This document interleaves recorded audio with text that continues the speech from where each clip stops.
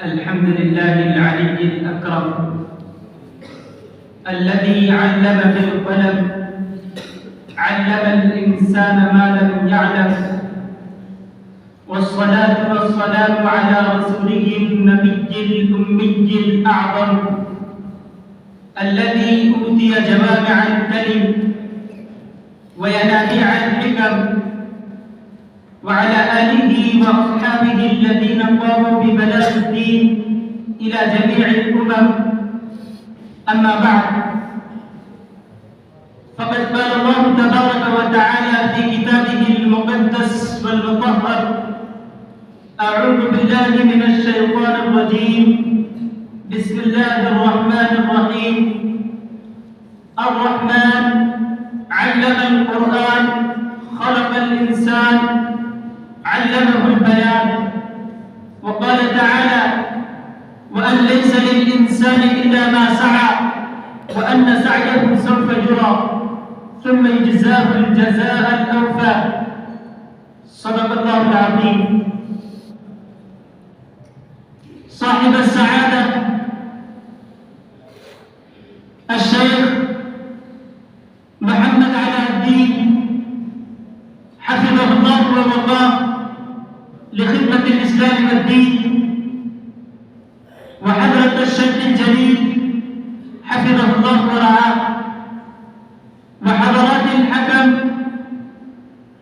وأساتذة الأجلة والسادة الحضور، أتوجه إليكم بتحية الإسلام، فالسلام عليكم ورحمة الله وبركاته. ونستقبلكم استقبالا يليق بشانكم، ونشكركم على ما شرفتمونا وأكرمتمونا بقدومكم الميمون في محيط مدرستنا الجامعة الإسلامية الشهيرة المرموقة. فاقبلوا منا هذا الشكر وهذا الامتنان، فنحن نشعر بالفرحة البالغة والغبطة العظيمة بوجودكم بين أظهرنا وتشجيعكم لنا في هذه المسابقة السنوية ذات الجوائز، ونمتن على ما تحملتم من مشاق السفر ومتاعب الرحلة الطويلة، واستجبتم لدعوتنا المتواضعة مع أشغالكم المكثفة ونشاطاتكم العلمية والتوجيهية، فجزاكم الله أحسن الجزاء ووفقكم لخدمة الإسلام والدين. فنحن الطلاب ندعو الله لكم دائما أبدا أن يمتعكم بالصحة والعافية المستمرة، وأن يبارككم في الأهل والأولاد.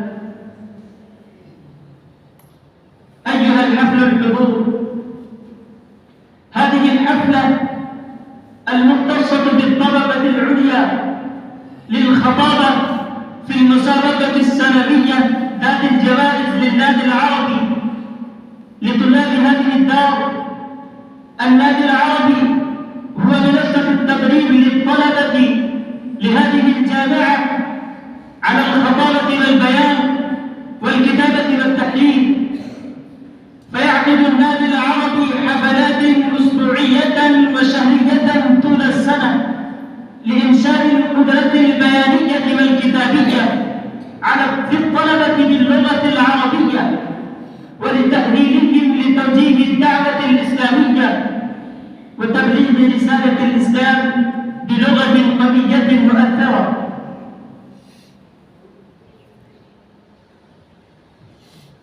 واليوم في نهاية السنة الدراسية يهتم النادي العربي كعادته في الماضي بعقد حفلة المسابقة السنوية ذات الجوائز في الخطابة والكتابة والمساجلة الشعرية.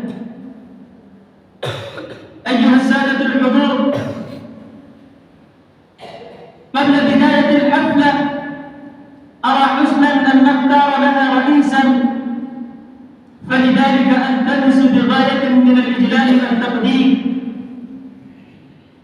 من الأستاذ الفاضل الشيخ محمد علاء الدين الندوي حفظه الله ورعاه رعاية تامة أن يشرفنا بقبول رئاسة هذه الحفلة ويتطلع على كرسيه مشكورا.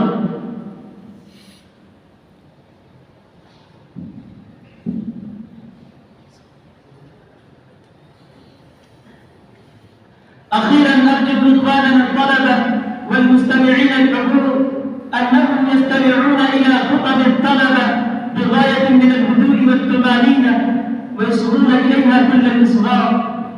والآن نحن نبدأ هذه الحفلة بتلاوة آيات من القرآن الكريم، فلذلك أدعو الأخ المجدد محمد شاهنا فليأتي إلى المنصة ويتلو شيئا من الذكر الحكيم، فليتفضل مشكورا.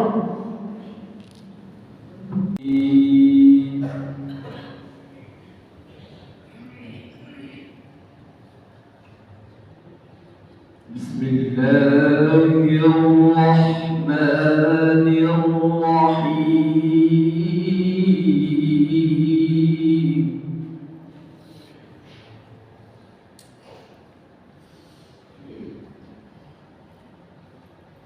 الرحمن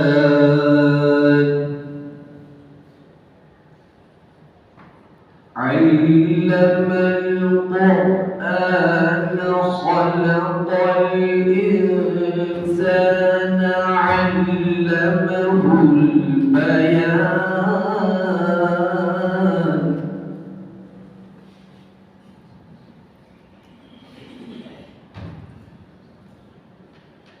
الشمس والقمر بحسبان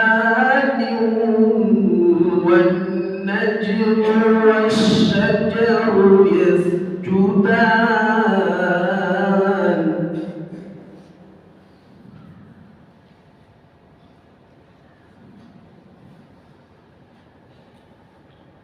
والسماء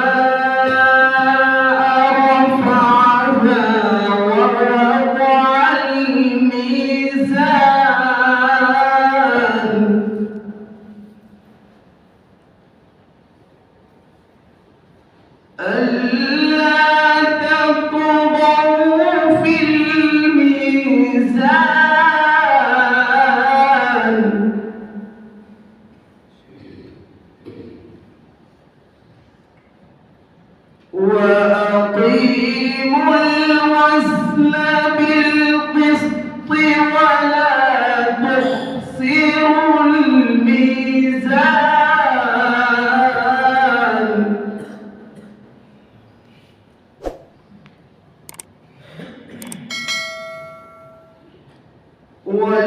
والأرض وضعها للأنام.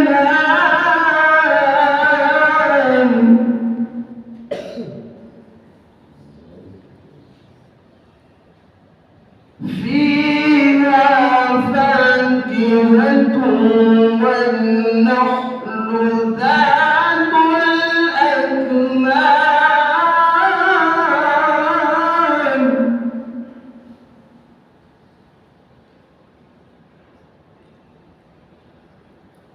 والحب ذو العصف والريحان.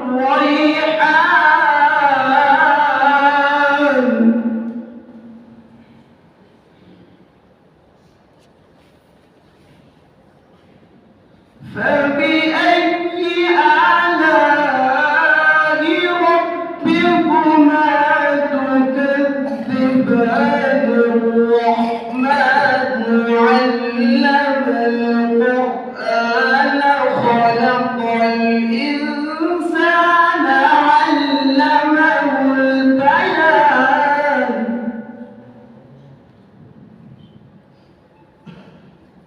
خلق الإنسان علمه البيان. صدق الله العظيم. بعد تلاوة القرآن الكريم أدعو الأخ المنشد. السلام عليكم ورحمة الله وبركاته.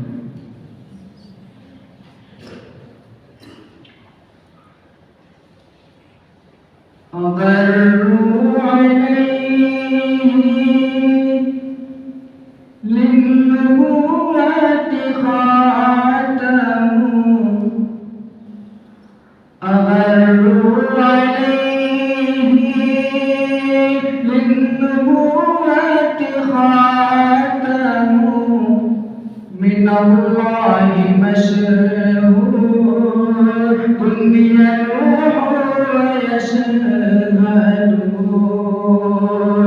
أغروا عليه للنبوة خاتم، من الله مشهور دنيا يروح ويشهد.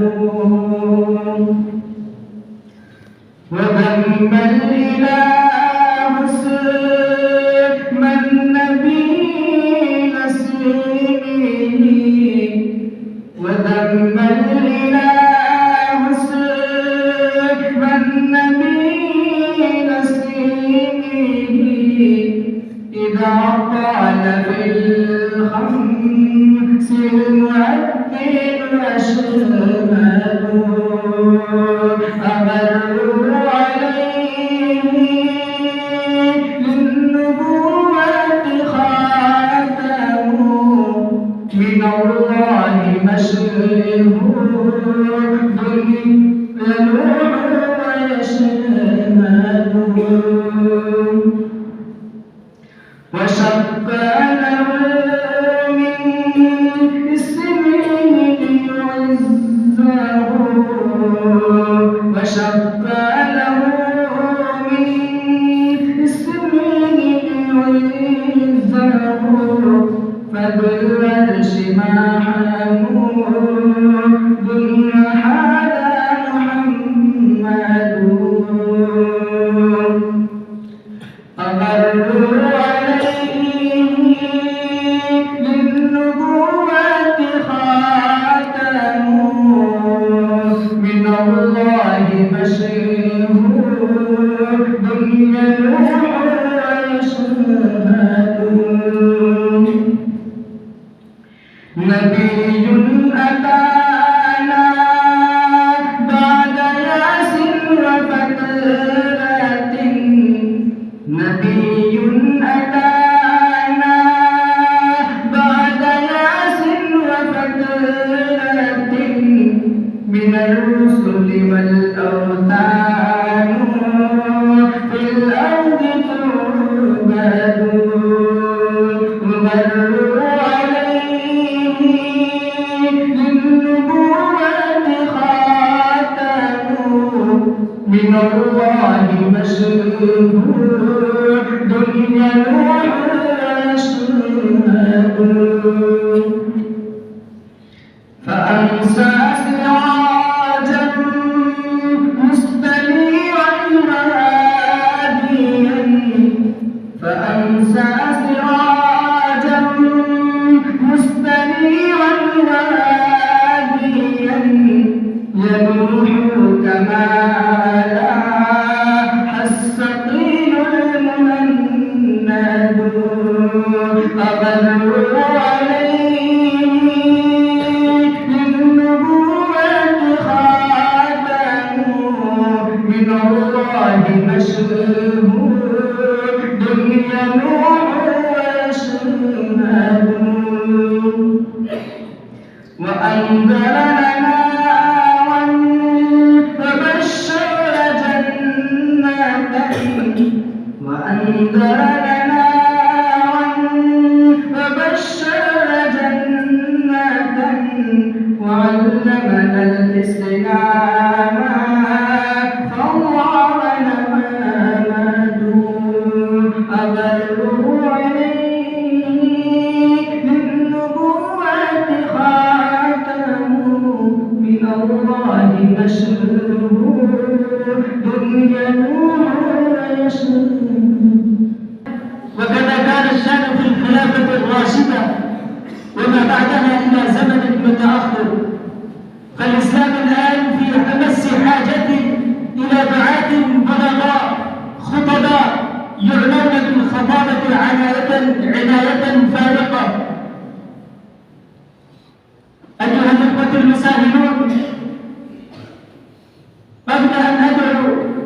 المساهم الأول أرى من المناسب أن نخبركم بأنه يدق الجرس أولا قبل دقيقة انتباه للخطيب، ثم يدق ثانيا بعد دقيقة إخبارا له بانتهاء الوقت، وعلى مغادرة المنصة على الفور، وإلا تتأثر الأرقام المحصول عليها. والآن أدعو المساهم الأول سمع الدين فليأتي إلى المنصة ويخطب.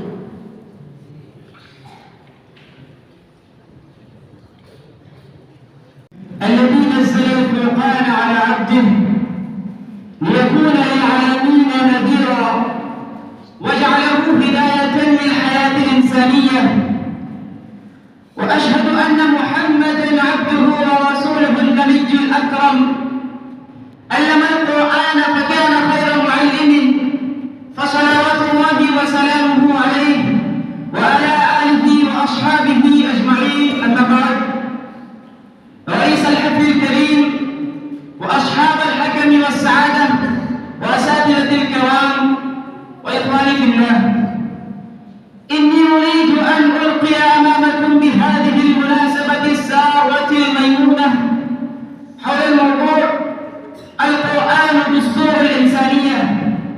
أيها المستمعون الكرام، القرآن كتاب الله الخالد ومعجزته الكبرى وهداية للناس أجمعين. قال تعالى: كتاب أنزلناه إليك لتخرج الناس من الظلمات إلى النور. وقد أودع الله فيه علم كل شيء، ففيه الأحكام والشرائع والأمثال والحكم والمواعظ والتاريخ والقصص ولداه الأخلاق. هو الذي من قال به صدق، ومن حكم به عدل، ومن عمل به أجر، ومن دعا إليه هدي إلى صراط مستقيم. هذا هو كتابنا، هذا هو لباسنا، هذا هو دستورنا.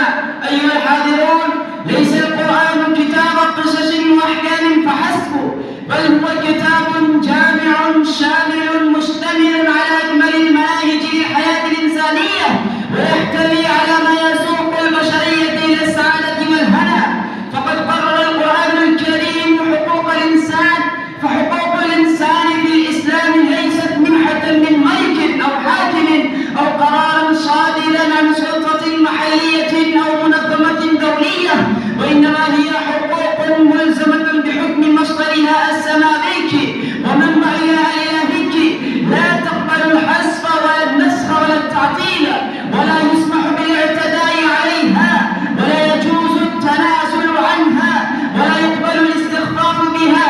أيها الحاضرون، لقد بين القرآن الكريم أن حياة الإنسان مقدسة، وجعل الدستور بأن لا يجوز لأحد أن يعتدي عليها، فنادى مجلجلا متوبيا: من قتل نفسا بغير نفس أو فساد في الأرض فكأنما قتل الناس جميعا، ولا تسلب هذه القداسة إلا بسلطان الشريعة. كذلك بين القرآن الكريم أن حرية الإنسان مقدسة، وهي الصفة الطبيعية الأولى التي بها يولد الإنسان، ويجب توفير الضمانات الكافية لحماية حرية الأفراد. فلا يجوز لشعب أن يعتدي على حرية شعب آخر، ولشعب معتدى عليه أن يرد العدوان ويسترد حريته بكل السبل الممكنة. فقال: ولمن انتصر بعد ظلمه فأولئك ما عليهم من سبيل. أيها الحاضرون، لقد أعلن القرآن الكريم أن حياة الإنسان مقدسة. لقد أعلن القرآن الكريم بإجراء المساواة بين الشعوب والقبائل، وبين الجنسيات والقوميات، وبين الوطنيات والعرقيات، وبين هذا وذلك. فأعلن بأعلى صوته: يا أيها الناس إنا خلقناكم من ذكر وأنثى وجعلناكم شعوبا وقبائل لتعارفوا إن أكرمكم عند الله أتقاكم. فالناس جميعا سواسية أمام الشريعة، فلا يتمايز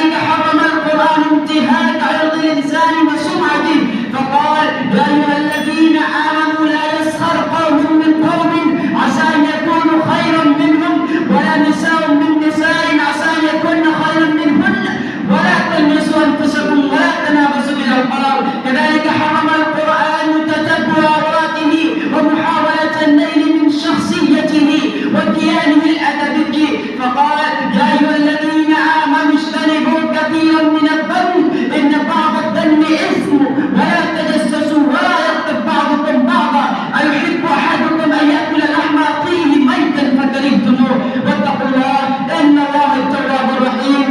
أيها الحاضرون، لقد من القرآن على الإنسان بإعطاء حقوق كثيرة كحق اللجوء وحق الأقليات وحق المشاركة في الحياة العامة وغير ذلك من الحقوق التي لا يمكن إحصاؤها في هذا الوقت المحدد. فلقد آن لنا أن نجعل القرآن دستورنا وأن نرجع إلى ما حق علينا قرآننا ونتمسك بما عمل به نبينا. أكتفي بهذه الكلمات وآخر دعوانا الحمد لله رب العالمين.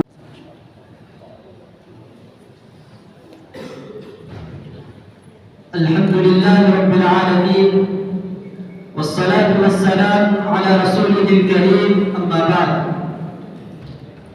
قال الله تعالى في كتابه العزيز: أعوذ بالله من الشيطان الرجيم، بسم الله الرحمن الرحيم. ادع إلى سبيل ربك بالحكمة والموعظة الحسنة وجادلهم بالتي هي أحسن. رئيس هذه الحفلة وحضرات الحكم المكرمين، أريد أن أتحدث إليكم بهذه المناسبة السعيدة حول موضوع حكمة الدعوة الإسلامية. أيها السادة،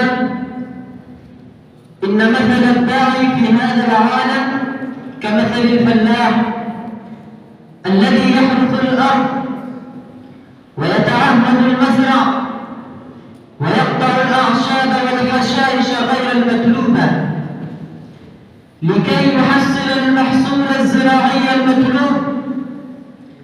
وإن الدعوة الإسلامية لا بد منها في هذا العالم، إذ أن الطبائع السافلة إنما تنشر الرذائل الخلقية والأدواء النفسية في المجتمع الإنساني والإسلامي.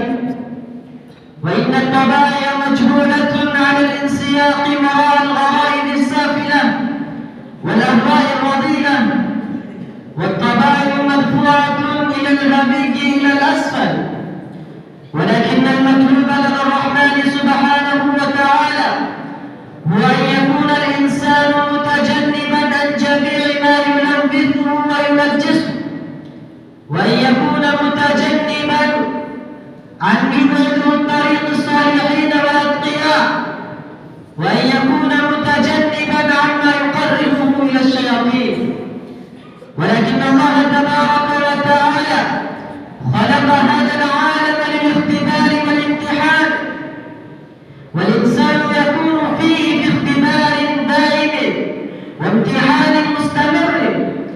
وقد ألهم الإنسان طريق الفجور والتقوى، وألهم الخيار لإتمام ما يريد ومباشرة ما يشاء، وكل ذلك بشعور وعلم منه، فلا يبقى لديه معذرة ولا عذر، وإنه يشهد على نفسه يوم يقوم لرب العالمين. لكن الله تبارك وتعالى لم يترك الإنسان في ضلال وظلام محض، بل تكرم عليه بأن أرسل الأنبياء والمرسلين في كل قرن، فدعوا الناس إلى الله وأيقظوا الشعور الإنسانية الخفية وأثاروا الوجدان الموهوب من الله تبارك وتعالى، وعلموهم ما لم يكونوا يعلمون، وزكوهم حتى بعث النبي صلى الله عليه وسلم رحمة للعالمين، وبعثت معه أمة رحيمة. فهناك بعثتان في عهده: بعثة نبي وهو خاتم النبيين، وبعثة أمة وهي خير الأمم، وهي تتولى جميع مهمات النبوة من دعوة وإرشاد وتوجيه وتعليم وتنبيه من مهام الأمور.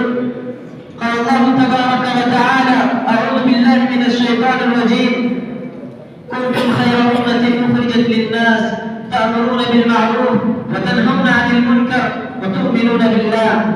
أيها الحاضرون، فأول المسؤوليات للأنبياء إنما هي الدعوة إلى الله، لكن الدعوة ليست مجرد عمل جامد وحركة تقليدية، بل إنما هي شيء خطير للغاية وأمر حساس غاية الحساسية، وتتطلب من صاحبها أن يكون لديه قسط كبير من الحكمة والمصلحة، وأن يكون لديه شيء كبير من الذكاء وحدة الذهن، وتتطلب من صاحبها أن يكون هو حسن الخلق وطليق الوجه باسم الثغر وغزير العلم كثير المعرفة عارفا بطبائع الناس متعمقا في دراسة مختلف الإنسان وسابرا في أهوال مختلف الأفراد.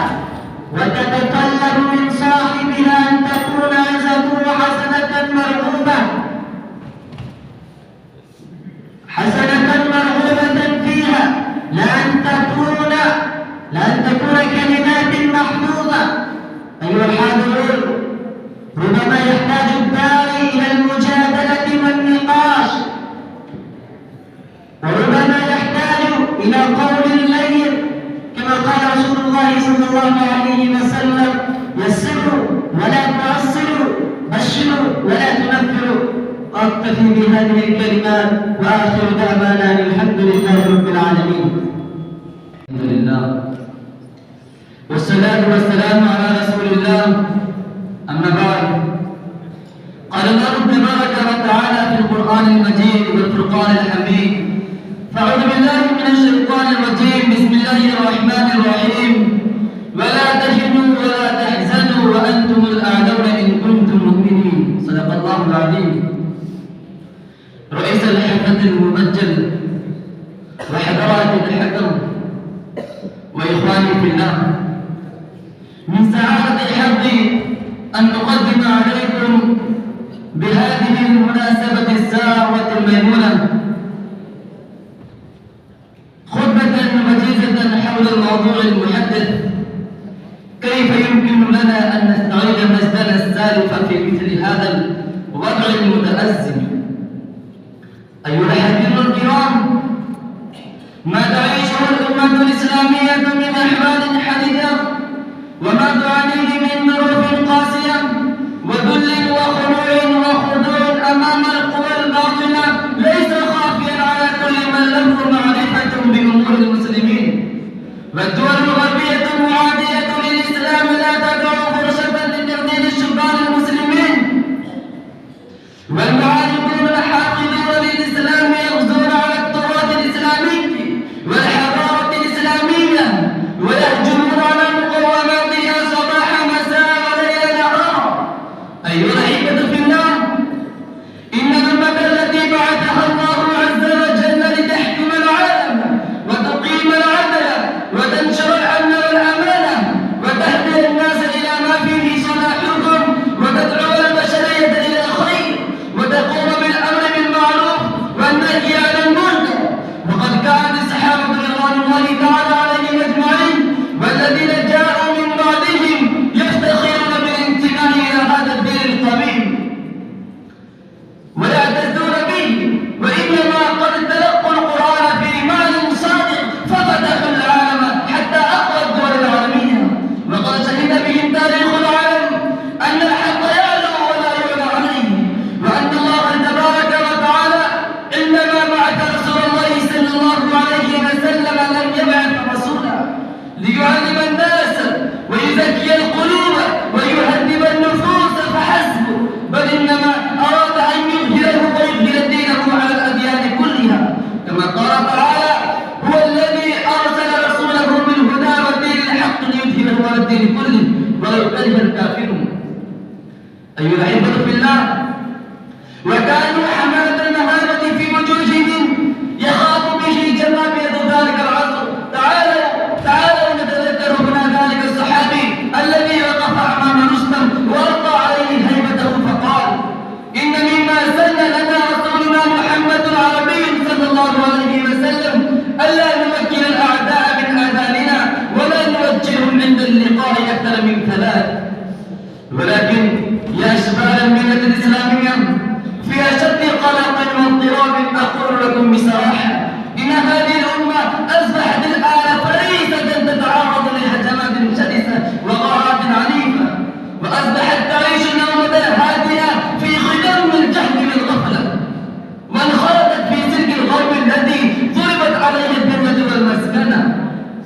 وكذلك أصبح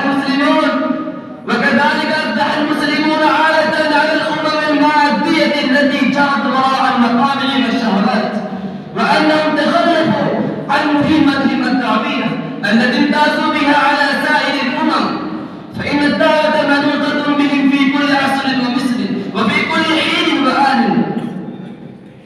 فإننا خير أمة أخرجت للناس كافة لنخرج العباد من عبادة العباد إلى عبادة الله وحده، لأن الإسلام هو الدين الوحيد الذي يدعو كافة الناس إلى الله الواحد القهار دون أدنى تفرقة وامتياز، وأنه دين دائم يحمل الرسالة العالمية، وهذه المهمة الدعوية. والرسالة العالمية ميزة تتميز بها هذه الأمة وتختص بها دون غيرها، لأن الديانات الأخرى القديمة منها والحديثة لا تتصف بصفة الدعوة، ولكن أمة الإسلام قد انحرفت في عصرنا هذا عن هذا الدين الحنيف، وبعدت عن هديه، واتجه تفكيرها اتجاها ماديا بحتا نتيجة لتأثرها بالحضارات الباطلة التي تحمل أفكارا ضالة ومضلة وتقوم على أساس التفرقة بين جنس ولون وطبقة وفئة،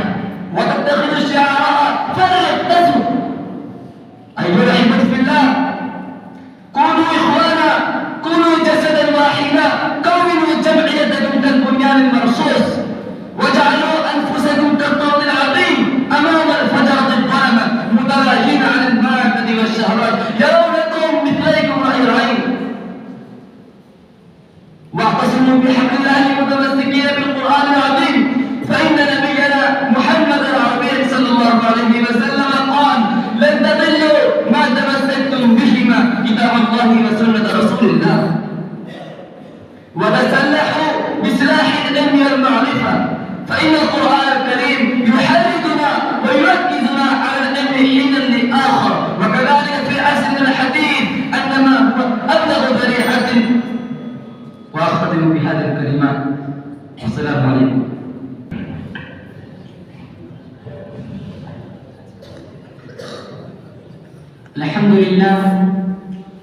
الحمد لله رب العالمين، والصلاة والسلام على رسوله الكريم، أما بعد،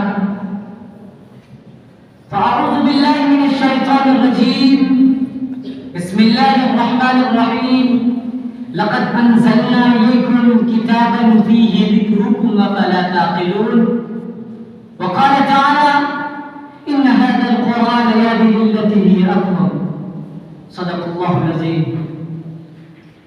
حضرات رئيس الحفل الكريم، حضرات الحكم، أصحاب الشرف والكرم، أساتذتي الأجلة وإخواني في الله، إنه يسرني أن أتشرف في هذا الحفل الكريم الميمون بإلقاء كلمة وجيزة حول موضوع القرآن دستور الإنسانية. فالمرجو منكم الاستماع والتشجيع لهذا الطالب المتواضع مشكورين. إخواني في الله، كان القرن السادس والسابع من ميلاد المسيح من أحد أدوار التاريخ بلا خلاف، فكانت الإنسانية متدنية منحدرة منذ قرون، وكان الإنسان في هذا القرن قد نسي خالقه فنسي نفسه ومصيره، وفقد رشده وقوة التمييز بين الخير والشر والحسن والقبيح، وقد خفت دعوة الأنبياء من زمن، والمصابيح التي يوقدوها قد انتفعت من العواصف التي هبت بعدهم أو بقيت بنورها ضعيف. أصبحت الديانات العظمى لا تحمل للعالم رسالة ولا للأمم دعوة، أفلست في معنوياتها ونزف معين حياتها، لا تملك شرعا صافيا من الدين السماوي ولا نظاما ثابتا من الحكم البشري، فقدت روحها وشكلها، وكان الشرك هو دين العرب والعقيدة السابقة. أما من جهة الأخلاق فكانت هناك أدوار وأعمال متعصلة، منها شرب الخمر على نطاق أوسع، والقمار وتعاطي الربا والزنا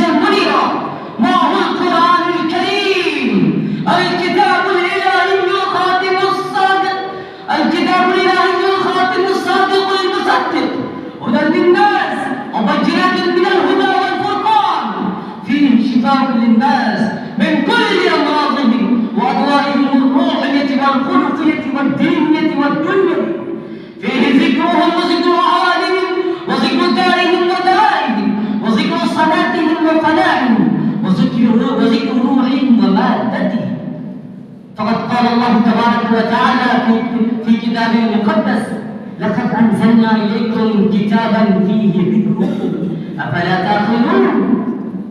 إنما أرسل محمد صلى الله عليه وسلم إلى الناس كافة بشيرا ونذيرا.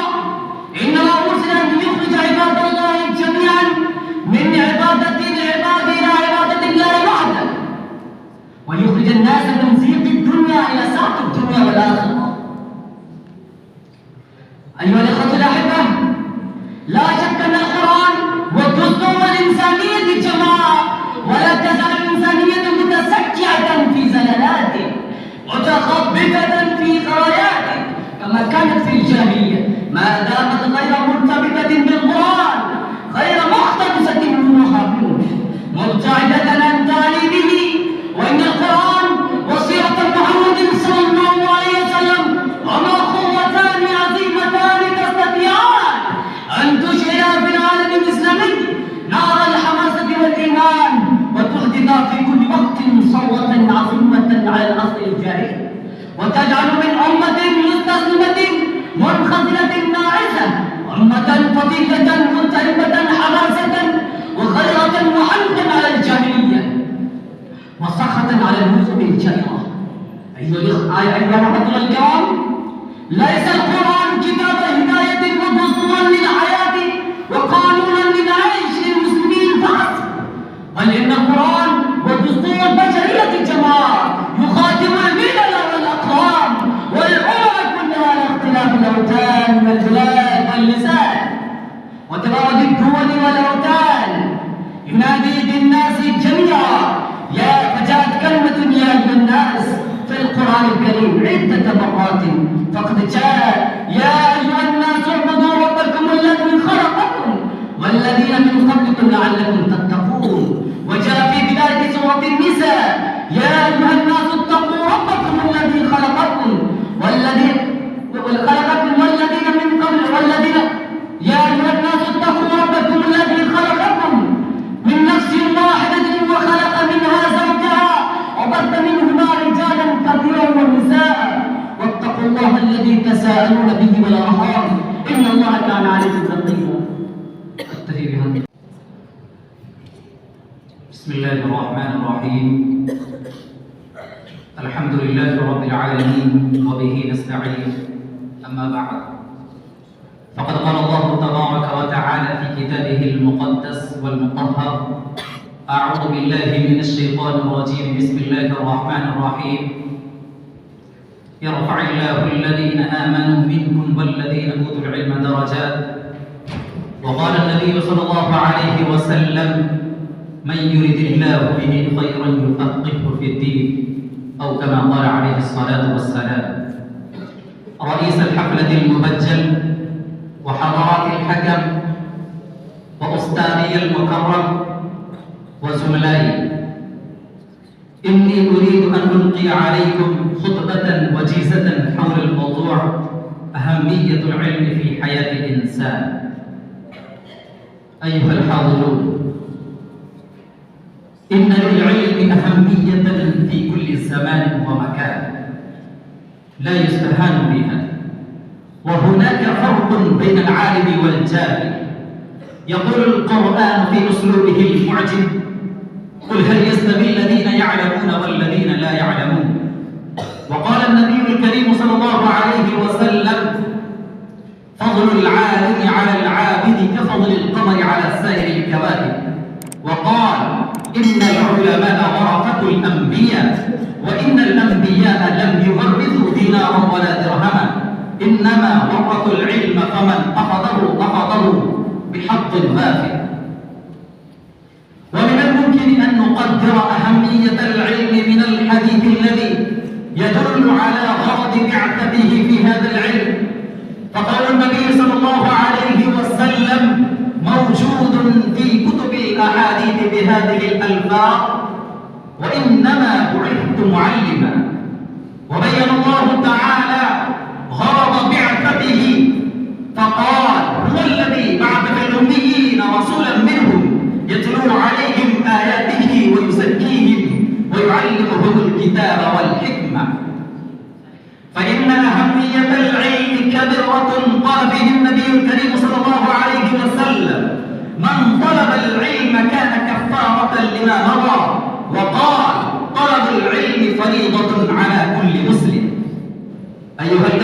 الأحبة، يكفي لشرف العلم وأهميته في حياة الإنسان أنه صفة جليلة من صفات الله تعالى، وانعكاس نابع من أسماء الله العليا، ليعلم أن العلم ليس مجرد الحفظ والاستظهار فقط، وليس العلم هو الجمع والادخار فحسب، فذاك شأن الضبراء العجماء أو شأن المسجلة والآلة الصماء، ولكن العلم هو الفهم والإدراك، العلم هو التفقه والمعرفة، العلم هو الذي ينير القلب ويرفع شأن صاحبه ويدعوه إلى العمل والتطبيق، والعلم كاشف الغمة وباعث النهضة، هو سلاح لكل فرد ولكل مجتمع يريد أن يتحصل ويهابه العدو، وهو أساس سعادة الفرد ورفاهية المجتمع ورفاه الشعوب والبشر جميعا. وقد حث الله سبحانه وتعالى على طلب العلم لما له من أثر فعال ونفع كبير يعود على الذات الفردية والجماعية. قال الله سبحانه وتعالى للنبي صلى الله عليه وسلم: اقرأ باسم ربك الذي خلق الإنسان من علق، اقرأ وربك الأكرم الذي علم بالقلم، علم الإنسان ما لم يعلم. ونستطيع أن ندرك ما تحمل هذه الآيات من دليل واضح على فضل العلم وعلو منزلته وأثره العظيم ومدى أهميته. ومن مقدمات هذا الدليل أن هذه الآية هي أولى آية القرآن الكريم نزولا على النبي صلى الله عليه وسلم، وأنها جاءت في أول السورة، نزلت على قلب النبي صلى الله عليه وسلم، وبدأت هذه الآيات بلفظ اقرأ الذي هو أحد وسائل إدراك العلم والحصول عليه. إخواني في الله، وما نشاهد اليوم من المصنوعات والمخترعات من سفن فضاء وصواريخ عابرة للقارات وطائرات أسرع من الصوت، ومنها قمر صناعي وغير ذلك من المخترعات الحديثة التي خدمت الإنسان المعاصر، كل ذلك دليل ظاهر وبرهان ساطع يشير إلى منزلة العلم وأهميته وأثره على البشرية. ولا شك أن تصور ثنائية العلم وتقسيمه إلى العلم الديني والعلم الدنيوي حمق وسفر، ليعلم أن يقال علم محمود وعلم مذموم، ويصح أن نقول من العلم ما هو فرض العين كمعرفة العقيدة الصحيحة ومعرفة الفرائض والواجبات والمناهج والآداب، ومن العلم ما هو فرض الكفاية الذي يرتبط بمصالح الدنيا كالعلوم الطبيعة وأصول الصناعات والحرف. أيها الإخوة، الإسلام رفع شأن العلم وحط على طلبه ووضعه في المنزلة الأولية، فقال عز من قائل: يرفع الله الذين آمنوا منكم والذين أوتوا العلم درجات. أكتفي بهذه الكلمات وآخر دعوانا الحمد لله رب العالمين. بسم الله الرحمن الرحيم. الحمد لله حمدا كثيرا طيبا مباركا فيه. قال الله تبارك وتعالى في كتابه المقدس والمطهر: فأعوذ بالله من الشيطان الرجيم، بسم الله الرحمن الرحيم. ادع إلى سبيل ربك بالحكمة والموعظة الحسنة. صدق الله العظيم. رئيس هذه الحفلة المباركة وأساتذة الأجلة وحضرات الحكم، أريد أن أتحدث إليكم بهذه المناسبة السعيدة حول موضوع حكمة الدعوة الإسلامية. أيها الإخوان، إن مثل الداعي في هذا العالم كمثل الفلاح الذي يحرث الأرض ويتعهد المزرعة ويقطع الأعشاب والحشائش غير المطلوبة لكي يحصل المحصول الزراعي المطلوب. وإن الدعوة الإسلامية فلا بد منها في هذا العالم، إذ أن الطبائع السافلة إنما تنشر الرذائل الخلقية والأهواء النفسية في المجتمع الإنساني والإسلامي، وإن الطبائع مجبولة على الانسياق ورغاء الغرائز السافلة والأهواء الرذيلة، والطبائع مجبولة على الانسياق، والطبائع مدفوعة إلى الهبي إلى الأسفل، ولكن المطلوب لدى الرحمن سبحانه وتعالى هو أن يكون متجنبا عن جميع ما يلوثه وينجسه، وأن يكون متجنبا عن جميع ما يبعده عن طريق الصالحين والأتقياء، وأن يكون متجنبا عما يقربه إلى الشياطين.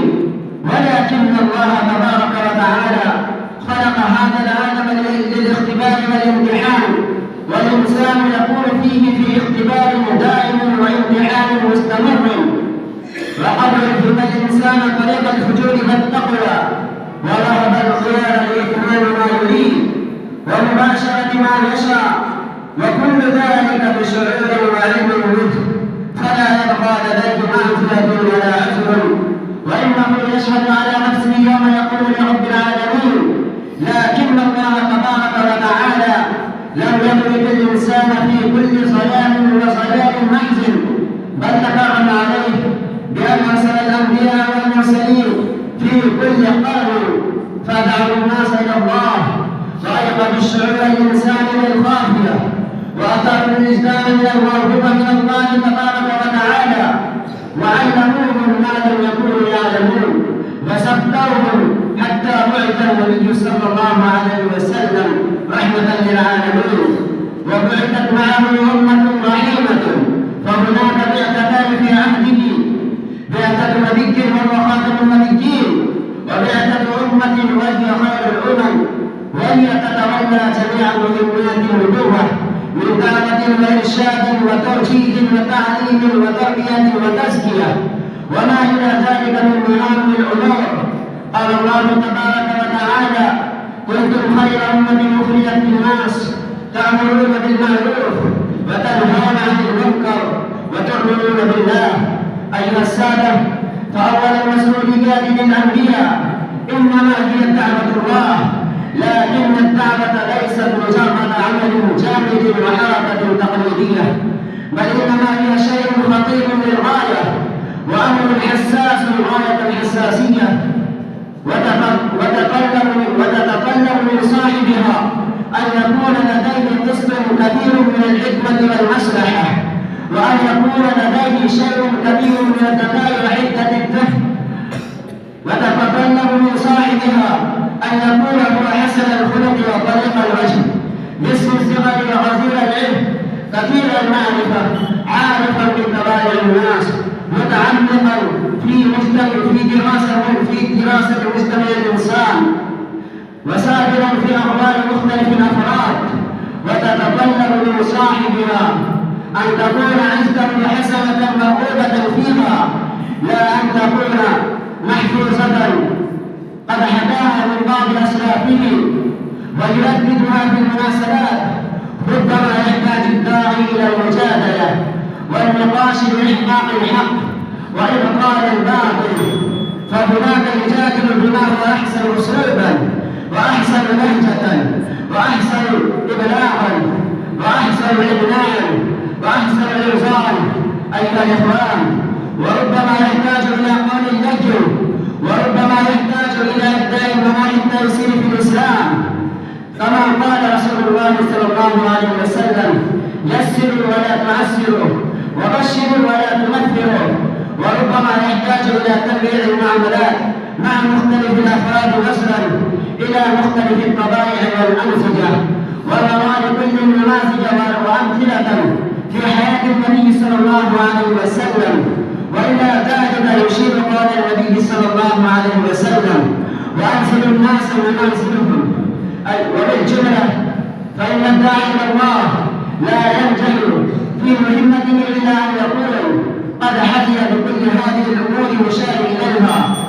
أكتفي بهذه الكلمات، وآخر دعوانا أن الحمد لله رب العالمين.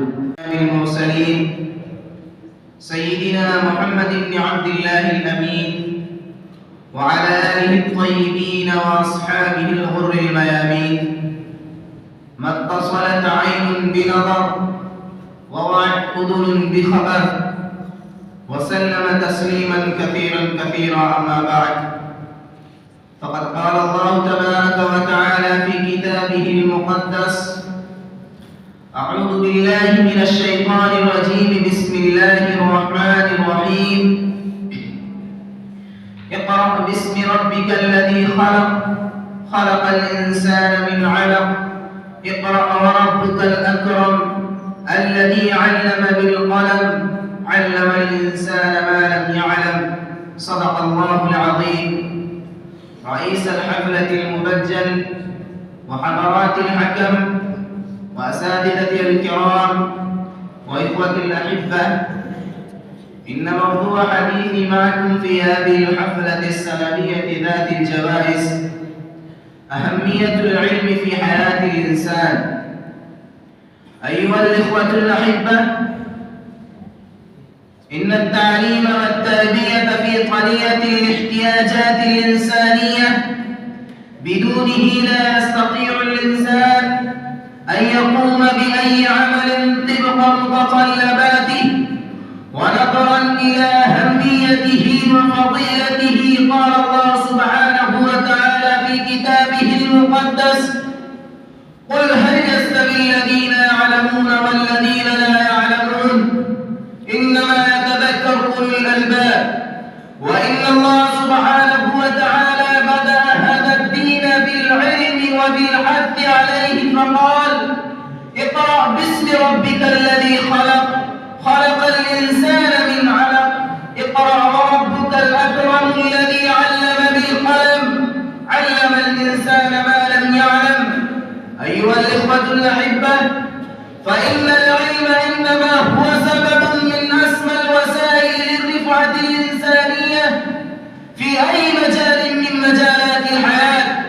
وكذلك إن العلم يزداد فضلا وأهمية على مر العصور وكر الدهور، وإن هذه حقيقة لا تجحد وأهمية لا تنكر، أن من أصاب ذرة من العلم يجد في نفسه قوة ممتازة، وإن هذه صفة تميزه عن جميع الخلق. وإن القرآن أيضا يحرص ويركز على تحصيل العلم حينا لآخر.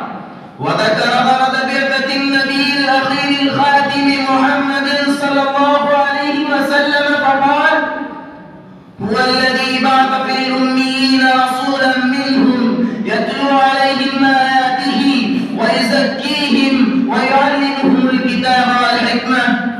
وقال النبي صلى الله عليه وسلم: إنما بعثت معلما. وإن الله سبحانه وتعالى جعل أبا البشر مسجودا للملائكة بهذه الصفة الحميدة السامية المرموقة، فقال: وعلم آدم الأسماء كلها. وقال أيضا في فضل العلم: يرفع الله الذين آمنوا منكم والذين أوتوا العلم درجات. ولكن أيها الإخوة الأحبة، العلم الذي يقصده القرآن والحديث الشريف هنا ليس كما يزعم البعض العلوم الدينية وحدها، ولكنها المعرفة على الإطلاق بمختلف آفاقها وفنونها وميادينها. حتى إن الرسول صلى الله عليه وسلم في بعض حديثه المباركة يحض على طلب العلم من المهد إلى اللحد. فالعلم المقصود هنا هو العلم بمفهومه العام من فلسفة وطب وهندسة وكيمياء ورياضية وفيزياء وعلوم الطبيعة بأنواعها وعلوم الإنسان وغيرها. والإسلام هو دين السماحة يحترم العلم والعلماء، سواء كانوا مسلمين أو نصارى أو يهودا أو حتى من المجوس. أيها الإخوة، فأين منزلة أمتنا المجيدة اليوم؟ فهل بقيت على ما كان عليه أسلافها كدعاة حب وسلام ورواد لحظة، أم أخذت مكان الذين كانوا يعتبرون العلم وسوسة شيطانية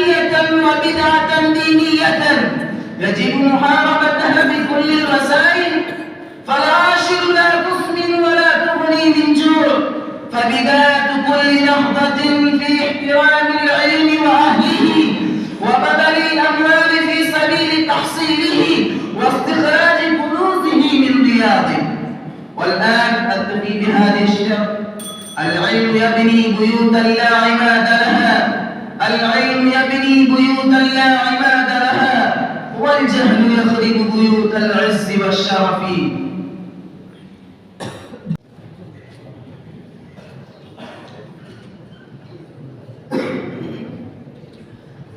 بسم الله الرحمن الرحيم.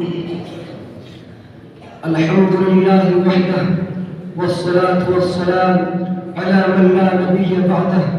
أما بعد، قال الله تبارك وتعالى في كتابه العزيز والفرقان الحميد: أعوذ بالله من الشيطان الرجيم، بسم الله الرحمن الرحيم. إن هذا القرآن يهدي للتي هي أقوم. صدق الله العلي العظيم. رئيس الحكمة المكرم وحضرات الحكم وأساتذة الأجلة وزملائي في الدروس، أريد أن ألقي أمامكم خطبة وجيزة حول الموضوع. القرآن دستور الإنسانية. بمناسبة هذه الحفلة المسابقية السنوية ذات الجوائز، القرآن كتاب الله الخير ومعجزة رسوله العظمى، فيه الحق والنور والهدى، وهو كتاب يدعو إلى الخير ويقود البشرية إلى الرشد ويرفعها إلى آفاق العلا ويمنحها فيضا من الطهر والحب والجمال. والقرآن أعظم هدية سماوية وأكبر منحة إلهية تهدي العقل البشري من كل حيرة وتدله على طرب السعادة والنجاة، وهو صراط الله المستقيم وحبله المتين. أيها الحاضرون الأجية، والقرآن كتاب جامع شامل لأمور الدنيا والآخرة والبعد والجماعة، فأنت تقرأ فيه آيات التوحيد والعبادة والإيمان، مثلما تقرأ فيه آيات الحرب والسلام وتنظيم الحياة الاجتماعية والاقتصادية على هدي السباب. إنه دستور الحياة للمسلم في حياته كله من المهد إلى اللحد، وإليه تتحاكم الأمة المسلمة في شؤونها كلها.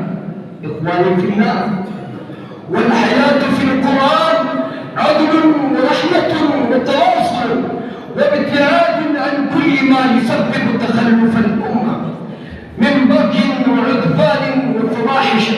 قال تعالى: إن الله يأمر بالعدل والإحسان وإيتاء ذي القربى وينهى عن الفحشاء والمنكر والبغي يعظكم لعلكم تذكرون.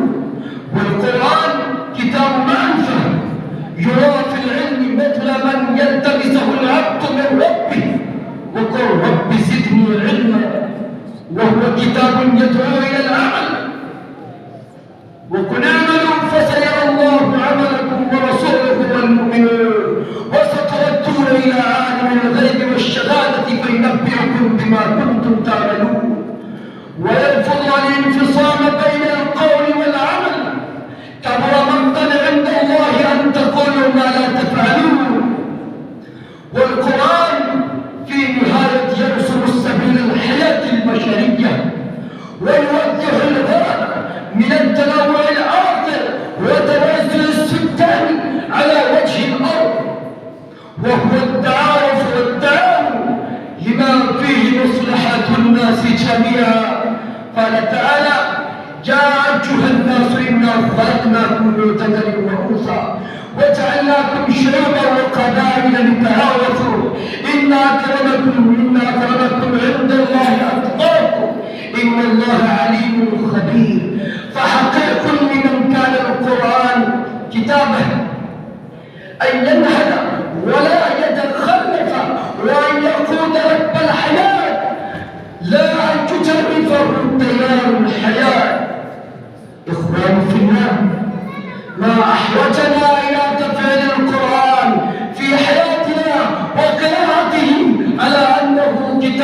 شامل للحياة، نبذل نهضتنا في الدنيا وسعادتنا في الآخرة، وتقديمه للبشر على أنه كتاب هداية ورحمة يحمل لهم الخير جميعا. قال تعالى: ولو أن أهل القرى آمنوا واتقوا لفتحنا عليهم بركات من السماء والأرض ولكن كذبوا فأخذناهم بما كانوا يكسبون. إن القرآن الكريم قد أصبح اليوم موضع العناية للذين يدققون النظر ويوعدون البشر في العلوم والمعرفة عن طريق البحوث والتحقيقات العلمية الحديثة، ويتباحثون في الأحكام القرآنية والعوامل الإلهية، يتحجرون لمعقولياته ومعجزاته ويهتدون إلى الإسلام تعليما. ربنا ما خلقت هذا باطلا سبحانك فقنا عذاب النار.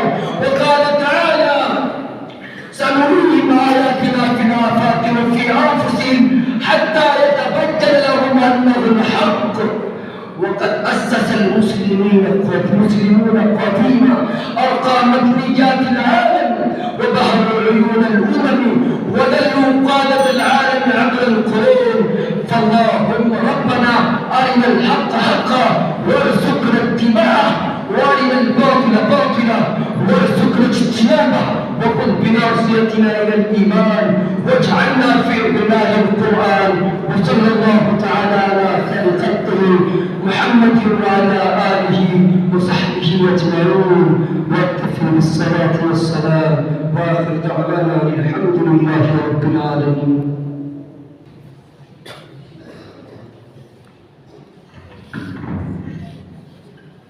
السلام عليكم ورحمة الله وبركاته. الحمد لله وحده، والصلاة والسلام على من لا نبي بعده. قال الله تبارك وتعالى في كتابه المقدس والمطهر: فأعوذ بالله من الشيطان الرجيم، بسم الله الرحمن الرحيم. اقرأ باسم ربك الذي خلق، خلق الإنسان من علق، اقرأ وربك الأكرم الذي علم بالقلم، علم الإنسان ما لم يعلم. صدق الله العظيم. رئيس الحفلة المبجل وحضرات الحكم وأساتذة الأجية ويا أنصار حقيقة هذا الجامعة الإسلامية، أريد في هذه الحفلة المسابقة السنوية أن ألقي أمامكم خطبة وجيزة حول الموضوع أهمية العلم في حياة الإنسان. فأرجو منكم الاستماع بكل شوق ورغبة، وأن علي رضي الله عنه قال: لو أن هذا العلم يدرك بالهنا، لو كان هذا العلم يدرك بالهنا ما كان يبقى في البرية جاهل، فاجهد ولا تكسل ولا تك غافلا، فندامة العقبى لمن يتكاسل. أيها الإخوة، إن العلم له شرف عظيم، إنه نور بصيرة، إنه غذاء للعقل والنفس، إنه ينور القلوب ويهدي إلى الرشاد ويرشد إلى سواء السبيل، إنه يخرج الناس من الظلمات إلى النور. أيها الإخوة، إن العلم حاجة إنسانية لا مناس منها، ولا تكتمل حياة الإنسان بدون هذا العنصر الأساسي الذي يعرف بالعلم، وهو في الواقع صفة الله الواحد القهار الذي ميز الإنسان عن الخلق كله بنصيب من هذه الصفة،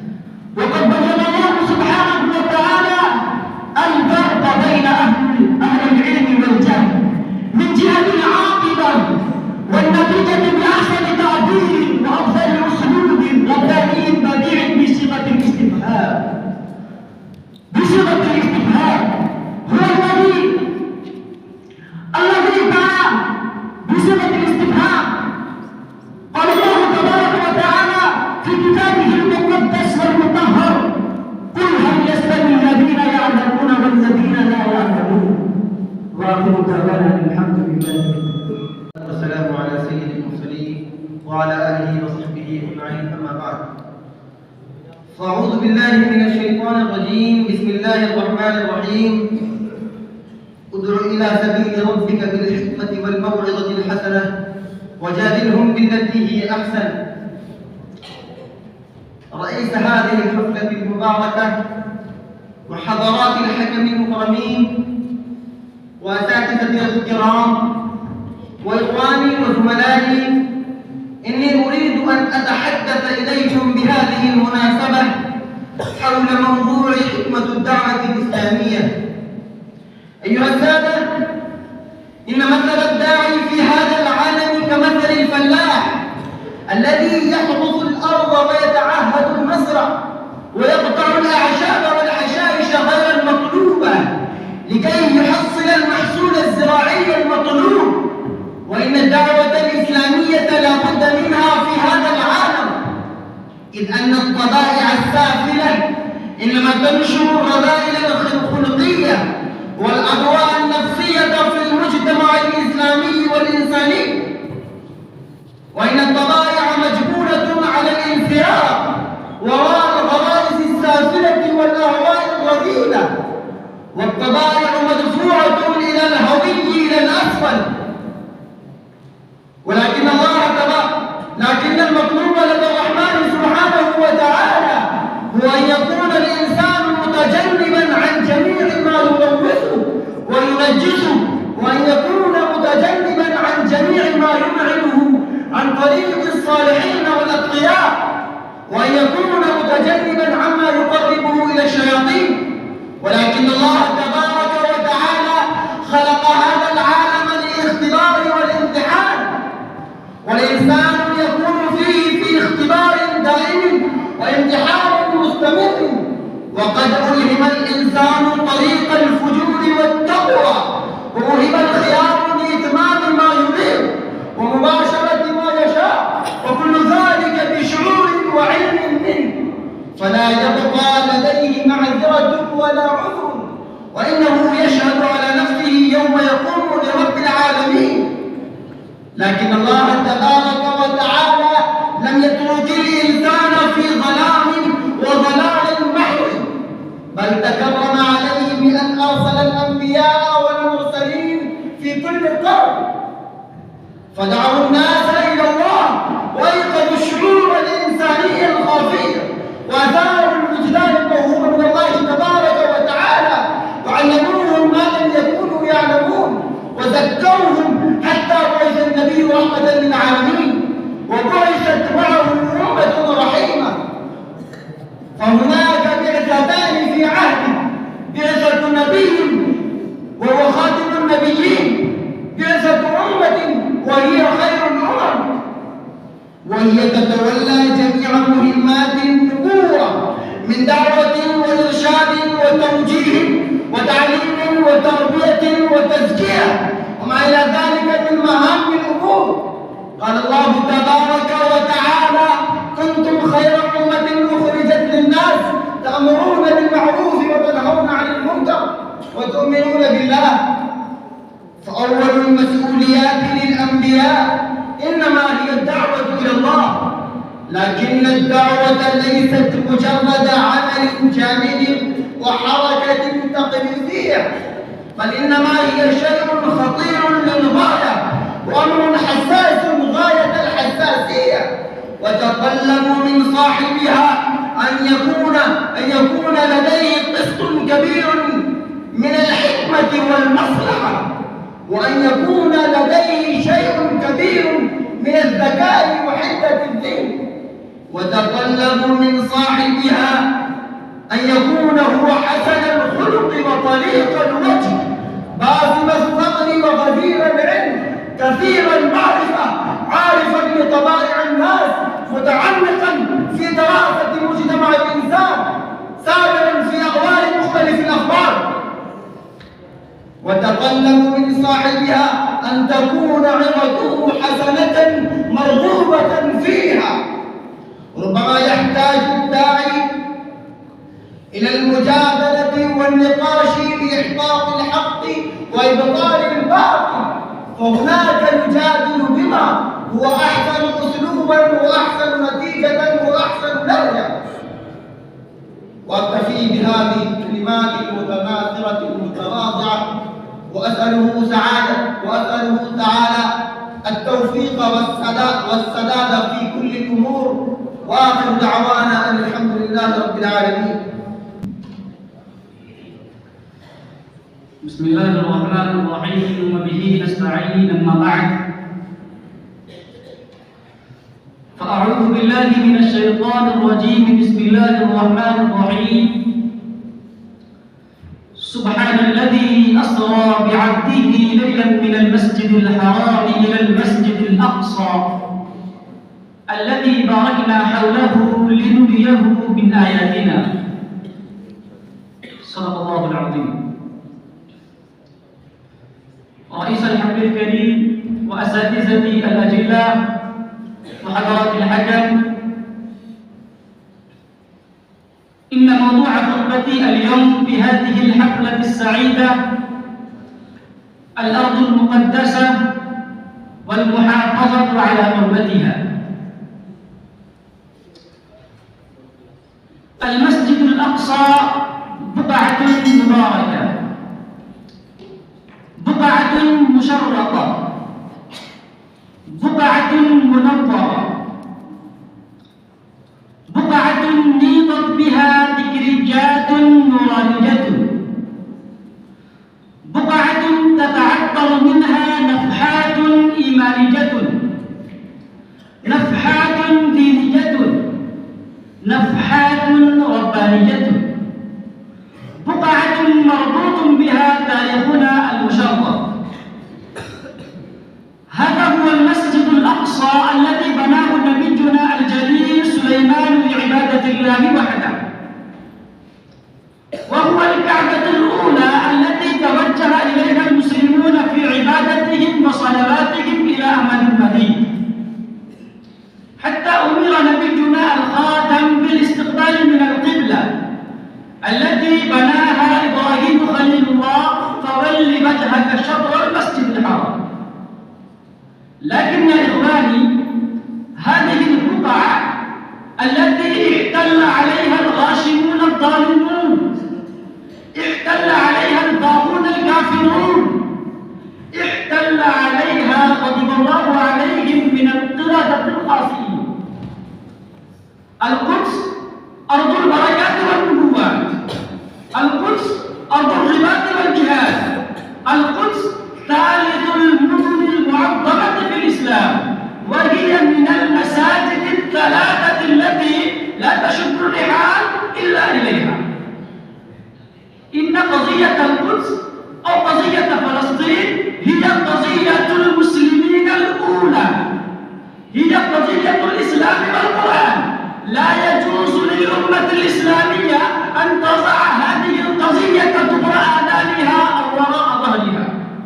تفرض هذه القضية الإسلامية الحساسة على الأمة الإسلامية أن تهب لتدافع عن حرماتها، لتدافع عن مقدساتها، لتدافع عن دينها وشعائرها. أيها الإخوة، ولا تمكن مقاومة هؤلاء الصهاينة إلا بالقوة الإيمانية والقوة الجهادية وبالانتفاضة التي لفتت أنظار العالم شرقا وغربا، شمالا وجنوبا. نرى إسرائيل مع قلة عددها مجتمعة القلب ومجتمعة الفكر ومجتمعة العزم، ونحن مع كثرتنا متفرقون متقاتلون. اليهود شر خلق الله مجتمعون، نحن متفرقون، فهم أصحاب قوة وبأس شديد، فصرنا أضعف خلق الله في الأرض. أيها الإخوة، لا تخلو هذه الأمة من رجال صادقين وشبان مستشهدين يسعون إلى سبيل الموت فرحين باسلين، كما قال الشاعر: ولست أبالي حين أقتل مسلما على أي جنب كان في الله مصرعي. هذا هو سبيل استرداد الحقوق، تحصيل تحرير فلسطين. أيها الإخوة، المسجد الأقصى وأرضه المقدس تناديكم بأرفع صوتها بل بأجهل صوتها، فيقول: أين العلماء المبجلون؟ أين الشبان المسلمون؟ أين حارس الحرم المقدس؟ أين أصحاب المحمديون؟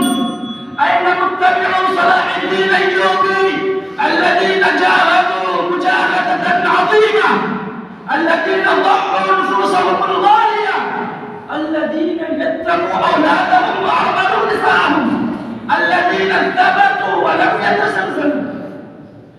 أنتم أخلاق هذه الجماعة الظاهرة، أنتم بارد الأسلاف الغيورين الذين أقروا مضاجعهم وهم الشريعة وشعائرها. فكيف تشاهدون هذه الإهانات بأعين رؤوسكم؟ وكيف تنامون نوما سباتا، نوما عميقا؟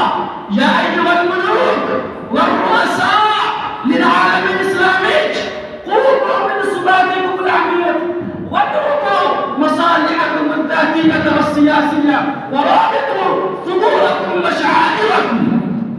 وفي الأخير ندعو الله أن يوفقنا للمقابلة العظيمة والجهاد في سبيله ونسعد في الدارين، وما توفيق إلا بالله. بسم الله الرحمن الرحيم.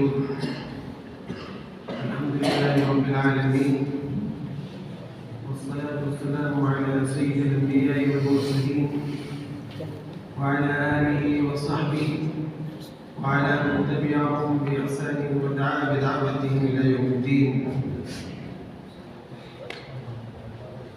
وبعد، صاحب السماحة رئيس الحفلة حفظه الله تعالى، أصحاب الفضيلة، أساتذة هذه الدار الطيبة المباركة، إخوتي الطلبة، لقد سرني أن أحضر إلى هذا الحفل الكريم وإلى هذه المسابقة الطيبة في الخطابة العربية، واحتفظت بالحضور فيها واستمعت إلى الخطابات التي ألقيت هنا اليوم من قبل الشباب المسلمين ومن قبل طلبة هذه الدار الطيبة المباركة. كانت من كل ناحية كانت خطابات طيبة وخطب جميلة، ومن ناحية المادة ومن ناحية الإلقاء، وكذلك من ناحية الإدارة والتنسيق، كل ذلك كان سعيا مشكورا. أما من ناحية المادة فكانت خطب المشاركين في هذه المسابقة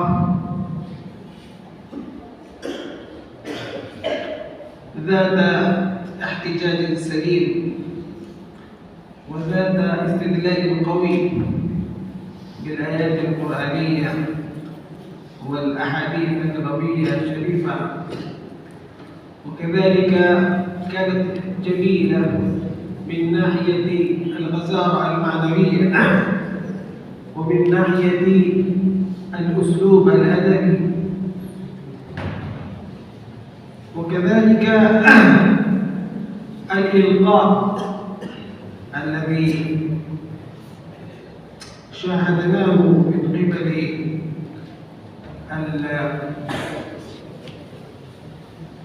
خطباء الشباب كان ما شاء الله سبحان الله إلقاء متحمسين نشطاء، وهذا والحماسة ضرورية جدا عند الخطاب. فقد روي عن بعض أصحاب النبي صلى الله عليه وسلم، كان النبي صلى الله عليه وسلم إذا خطب احمرت عيناه واشتد غضبه وكأنه يصبحهم ويمسيهم صلى الله عليه وسلم. ولكن هذه العناصر التي تتألف منها الخطاب، المخارج والإلقاء والمادة، فيمكن أن يكون أحدهم يفوق الآخرين في بعض هذه الأشياء وينقص منهم في الأخرى، وهكذا رأينا. وليس وهكذا يعني مع وهذا واقع الخطابة والخطباء في جميع العصور، وليس هناك خطيب يكمل في جميع العناصر، فبعضهم يفوق في بعضها والآخر يفوق في الأخرى، وهكذا شاهدناه اليوم. وكان أحدكم يفوق الآخرين في المادة، والآخر يفوق الآخرين في الأسلوب أو في الحماسة أو في إلقاء خطابته. فما شاء الله من حيث المجموع كانت مسابقة جميلة احتضننا بها، وندعو الله سبحانه وتعالى أن يجعل من هؤلاء خطباء للإسلام ولدعوة الإسلام وللقضية الإسلامية عبر العالم إن شاء الله. وأنا أرى كما أن هذه المسابقة إنما كانت بين الخطباء وفي الخطابة هكذا، فقد رأينا أن إدارة الحفلة قد فوضت إلى طلبة هذه الدار، فكانت الإدارة والتنسيق أيضا مما نتعلم منها. وأنا رأيت الحفلة إلى الجهتين، من ناحية الخطابة كذلك من ناحية الإدارة، فكانت الإدارة ما شاء الله من الأخ الحبيب إدارة طيبة جيدة.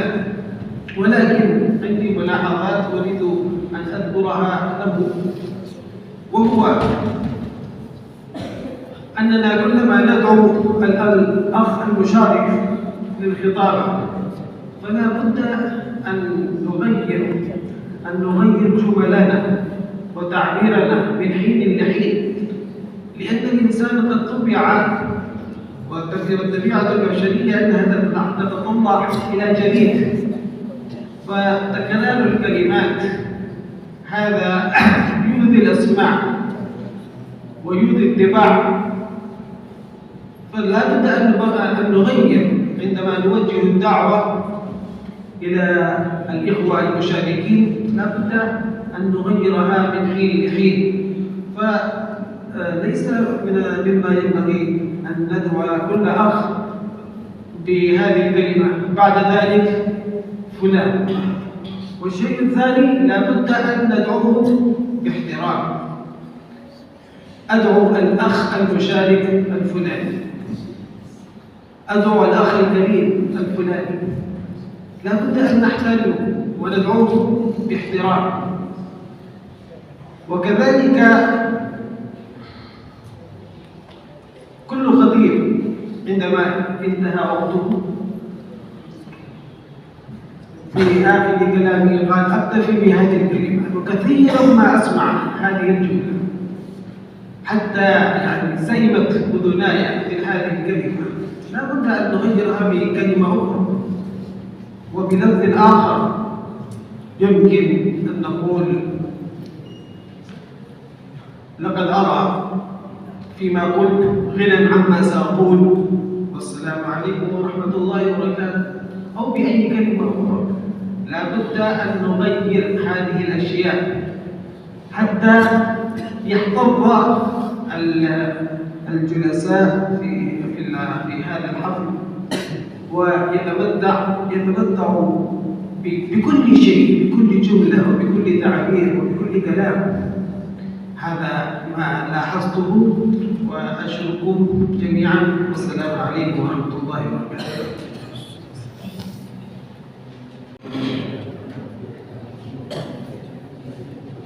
الحمد لله حمدا كثيرا طيبا مباركا فيه، والصلاة والسلام على سيد العالمين وخاتم النبيين محمد بن عبد الله الأمين. اللهم صل وسلم على سيدنا مولانا محمد وعلى آله وأصحابه أجمعين.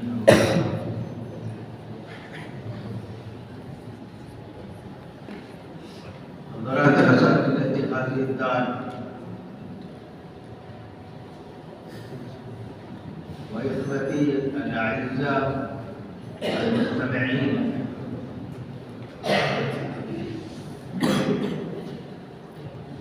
أهنئكم على هذه الجلسة المباركة حول الخطابة العربية. وكما بين أمامكم الأستاذ استفاء الحسن الندوي حفظه الله، وأحسن في ملاحظاته وفي بيانه،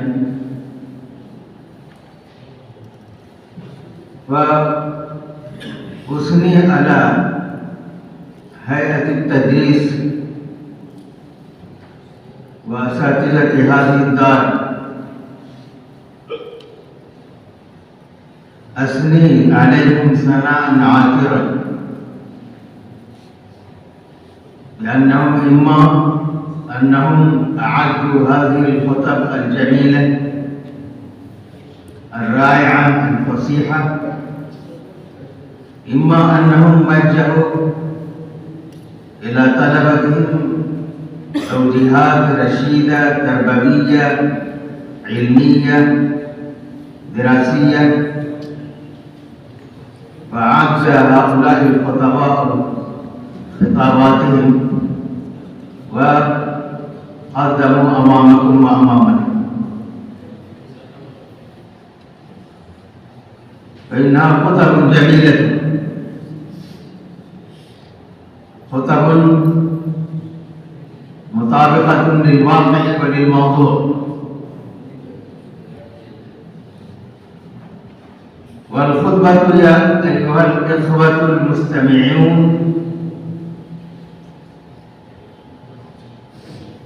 وأنتم طلاب هذه الدار، أحد مواصفات الطالب وليس كلها، أحد ميزات الداعي وليست كلها. وأرجو منكم أن تكونوا خطيبا نصحا، أرجو منكم أن تكونوا كاتبا قديرا، أرجو منكم أن تكونوا عالما مثقفا ممعن النظر في الكتب الدراسية أولا، وفي كتب المطالعات والدراسات التي تتعلق بحياتكم وبموضوعاتكم ثانيا. أرجو منكم أن تكونوا مطلعا على القضايا العالمية وخاصة قضايا المسلمين في العالم. لابد أن يكون اطلاعكم اطلاعا واسعا على حاضر العالم الإسلامي.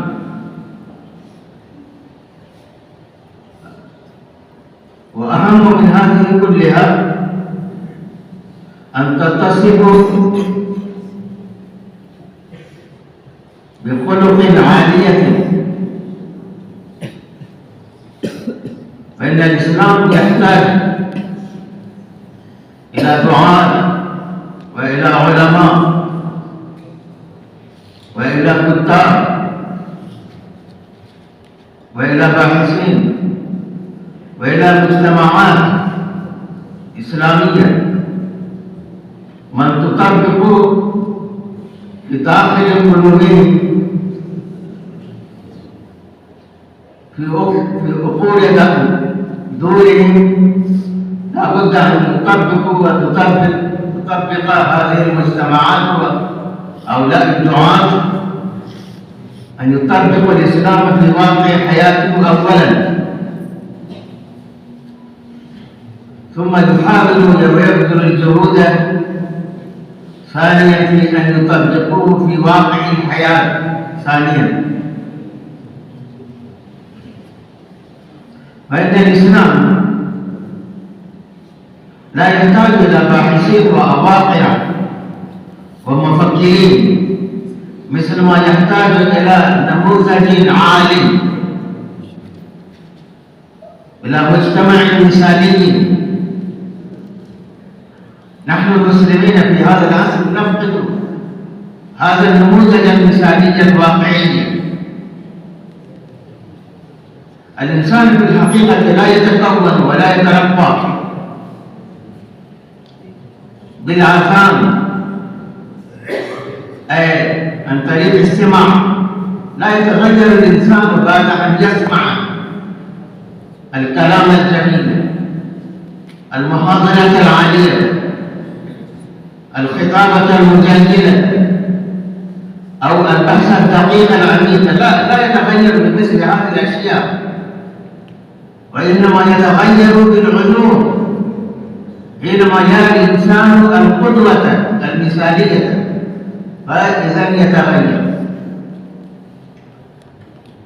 وأرجو منكم أيها الإخوة أن تكونوا خطباء من كبار الخطباء لإلقاء الخطب في المجتمعات، في مجتمعاتنا خاصة في مجتمعات العالم، وتكونوا كتاب بارعين متزنين معتدلين موضوعيين، وأن تكونوا علماء، أن تكون من أصحاب الحديث، من شيوخ الحديث، من شيوخ التفسير. ولا بد أن يقرر كل منكم الآن وفي الآن ماذا يريد أن يكون في المستقبل. نحن وكثير منكم كذلك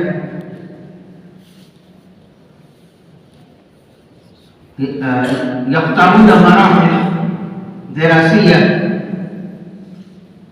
العالمية والفضيلة، وفي آخر السنة من الفضيلة أو في آخر السنة من العالمية هم يتفكرون كثيرا ماذا نفعل بعد التخرج. وأرجو منكم أن يقرر كل واحد منكم إن لم يقرر حتى الآن أن يقرر ويستهدف حياته منذ اليوم. ماذا تريد أن تكون في المستقبل؟ ووفق هذا الهدف لا بد أن تبذل جهودك نظرا إلى تحقيق هذا الهدف الذي جعلته نصب عينيك. ماذا تريد في المستقبل؟ ولو تريد أن تكون عالما في التفسير، عالما للقرآن الكريم، لو تريد أن تكون شيخا للحديث في إحدى الجامعات أو المدارس الكبرى، ولو تريد أن تكون كاتبا قديرا مباحثا إسلاميا وداعية موفقة فليهنى هدفك ويحقق الله سبحانه وتعالى رجاءك. ولكن لا بد أن تبذل جهودك وجميع أوقاتك في الحصول على العلم النافع والعمل الصالح في وقت واحد. هذه المرحلة ليست مرحلة دراسة فقط، وإنما هي المرحلة في المدرسة هي مرحلة البناء والتكوين. لابد أن تكون شخصيتك الإسلامية، لابد أن تزيد معلوماتك كل يوم، لا تكتفي على الدراسة في الفصول فقط، وإنما تزيد كل يوم معلوماتك. ولا بد أن تهيئ نفسك يا إخوان للمستقبل، فإن الدنيا كلها تحتاج إلى شباب صالح. مررت في بعض العادات من البحث الإسلامي، وأظن قد مر عليه أكثر من عقد كامل. كان هناك مؤتمر في بريطانيا، وأصحاب المؤتمر إنما وجهوا دعواتهم إلى الأساتذة في الجامعات العالمية.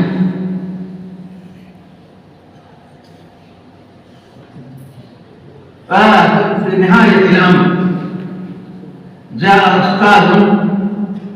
جاء بروفيسور أمريكي ليخاطب الناس، فخاطب المسلمين بالذات في هذا المؤتمر في بريطانيا. خاطب المسلمين بالذات المستضعفين، وقال: يا أيها المسلمون في العالم، إنكم لا تستطيعون أن تنافسوا أمريكا، خاصة في الآلات الحياتية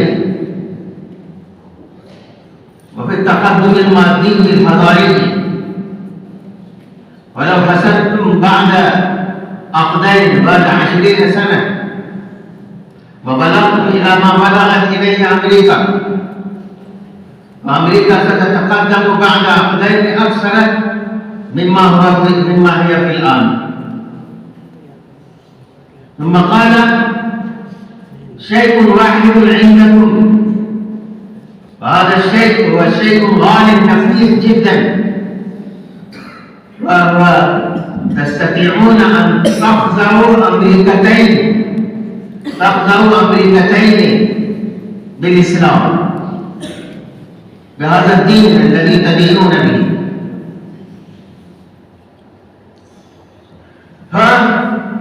فأعطوني 40 شابا. قال هذا البروفيسور: لابد أن تسمعوا كلامي هذا، وليس هذا كلامي، هذا كلامي لغير مسلم. أعطوني 40 شابا ممن يفهمون الإسلام فهما دقيقا، ويطبقون الإسلام في واقع حياتهم، ويعرفون لغة عالمية معرفة جيدة. أعطوني أمثال مثل هؤلاء الشباب يبلغ عددهم 40. أعطوني 40 شابا، أنا أعطيكم أمريكتين. فأما يستطيع العالم الإسلامي أن يقدم 40 شابا دعاة عمليين نموذجيين حركيين مطبقين الإسلام على واقع نفوسهم أولا، ويتطلعون إلى أن يطبقوا هذا الإسلام في واقع حياتهم وفي واقع العالم الإسلامي ثانيا؟ إن لم يستطيع العالم الإسلامي أن يقدم 40 شابا مثل هؤلاء الشباب، معنى ذلك جهودنا كلها فاشلة. جهودنا كلنا فاشلة. فأرجو منكم يا إخوان أن تتحلوا بالخصائص الإسلامية، أن تتخلقوا بخلق الإسلام، أن تتحلوا بزينة العلم وبزينة العمل. الدنيا كلها تخضع أمامك إن لم تستطيع أنت أيها الطالب أن تخضع الأمريكتين بنفسك وبشخصيتك المفردة، والعالم تخضع أمامك. وأرجو منكم أن لا تضيعوا هذا الوقت الثمين الغالي، وهو أغلى من الذهب والفضة والأحجار الثمينة الغالية. فأرجو منكم أن تكون شخصيتك إسلامية تربوية واتقاء وخشية، واطلب من الله التوفيق أن تخدم الإسلام. وأكتفي بهذا القدر، وأشكركم على هذا الجلوس المطمئن، على هذا الهدوء، على هذا المجد، وعلى هذا الخلق العالي. وأشكر المسؤولين على توجيههم للحضور في هذه الجلسة المباركة.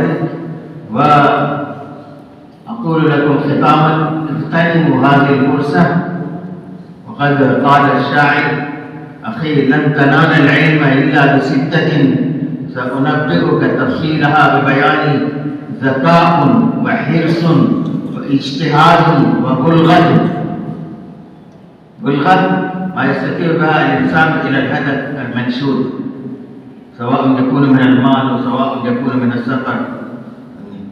ذكاء وحرص واجتهاد وبلغة وإرشاد أستاذ. لا تكون مستغنيا عن الأساتذة، ولن تكون. وإرشاد أستاذي وطول زمان.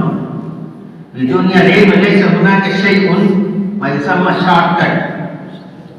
هناك شارت كت رود، هناك شارت كت طرق كثيرة في كل مجالات، ولكن ليس هناك في دنيا العلم هناك ما تقصر المسافة الطويلة. ولا بد أن تبذل الأوقات كلها في طلب العلم. وأكتفي بهذا، والسلام عليكم ورحمة الله وبركاته. جاءت النتيجة هكذا: الفائز بالمركز الأول الأخ محمد إسحاق الحق. الفائز بالمركز الثاني الأخ محمد سعد. الفائز بالمركز السادس الأخ محمد عمر فاروق. الفائز الأول حصل من الدرجات المقررة 29 و100. والفائز بالمركز الثاني حصل 28 و100. والفائز بالمركز الثالث وحصل على درجة 25 و100. مبروك كلكم.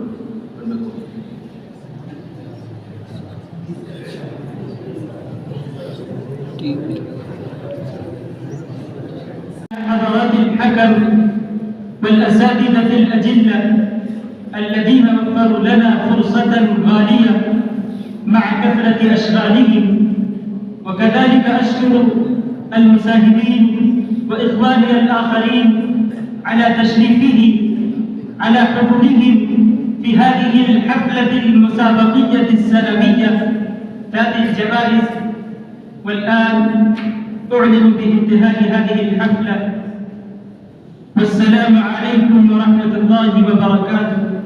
سبحان الله وبحمده، سبحان الله العظيم.